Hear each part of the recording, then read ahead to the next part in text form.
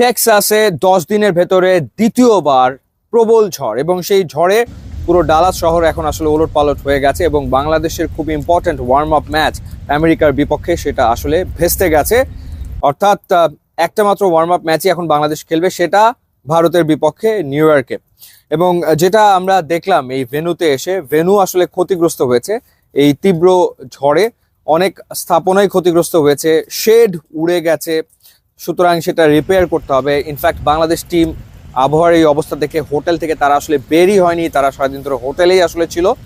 বৃষ্টি হচ্ছে তো হচ্ছেই, এবং বারবার যে এমার্জেন্সি SMS সেটা আসলে আমরা পাচ্ছি যে ঘরে থাকো, ঘর থেকে বের হওয়ার প্রয়োজন নেই, খুব জরুরি কোনো কিছু না হলে ঘর থেকে বের হয়েও না। রাস্তাঘাটে গাড়ির সংখ্যা খুবই খুবই খুবই কম, পারতপক্ষে মানুষ আসলে ঘর থেকে বের হচ্ছে না, এরকম একটা পরিস্থিতি। এবং ঝড় হলে যেটা হয়, সেটা বাংলাদেশেই হোক আর সেটা আমেরিকাতেই হোক, ইলেকট্রিসিটি চলে যায়, কারেন্ট আসলে থাকে না। তো এখানেও সেই ঘটনাটাই ঘটছে। ইলেকট্রিসিটি অনেক জায়গাতেই আসলে ইলেকট্রিসিটি নেই, অনেক জায়গাতেই ইলেকট্রিসিটি চলে গেছে এবং সেটা কখন আসবে বোঝা যাচ্ছে না। তো এরকম একটা পরিস্থিতির ভেতরে ডালাসে আমরা এই মুহূর্তে আসলে রয়েছি। তো এরপর বাংলাদেশ দলের গন্তব্য হচ্ছে নিউ ইয়র্ক, এবং বাংলাদেশ একদিন পরেই নিউ ইয়র্কে আসলে চলে যাবে। এখন যেটা হলো যে বাংলাদেশ যেদিন প্রথম আসলো হিউস্টনে এসেই ওই প্রথম ঝড়ের ভেতরে বাংলাদেশ দল কিন্তু আসলে পড়েছিল। তো সেই সময় ওই ঝড়ের কারণে পরবর্তী সময় বাংলাদেশ টিম ঠিকমতো প্র্যাকটিসও আসলে করতে পারেনি, অনেকগুলো প্র্যাকটিস সেশন বাংলাদেশকে ক্যান্সেল করতে হয়েছে বা বাংলাদেশ অপশনাল করে ফেলেছিল, কারণ হচ্ছে ঝড়ের কারণে মাঠ ঠিক মতো প্রস্তুত ছিল না। এবং যেটা প্রভাব কিন্তু আসলে পড়েছিল যুক্তরাষ্ট্রের বিপক্ষে প্রথম দুটো T20 ম্যাচে, বাংলাদেশ ওই দুটো ম্যাচে হেরেছে। তো এখানে ডালাসে এসে বাংলাদেশ একটা মাত্র ফুল সেশন প্র্যাকটিস পেয়েছে, একদম পুরো দল একেবারে খুবই মনোযোগে প্র্যাকটিস করতে পেরেছে। তো এই মাঠে ম্যাচ খেলাটা ইম্পর্টেন্ট ছিল, কারণ শ্রীলঙ্কার বিপক্ষে বাংলাদেশ এই মাঠেই ওয়ার্ল্ড কাপের প্রথম ম্যাচটা খেলবে।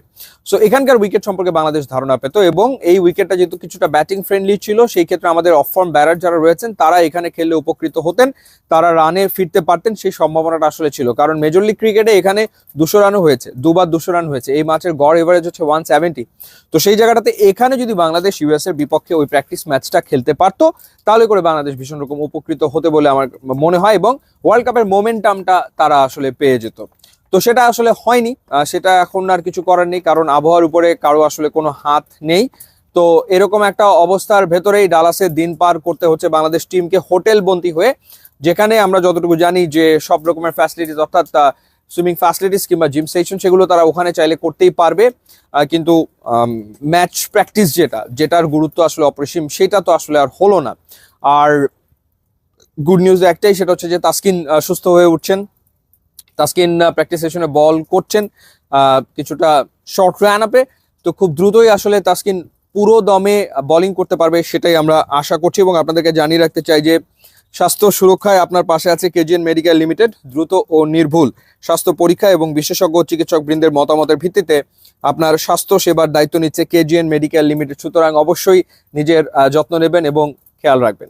ইউটিউব, ইনস্টাগ্রাম লিঙ্ক দেওয়া আছে, আপনারা যোগ দিলে খুবই খুশি হবেন। Thanks for watching.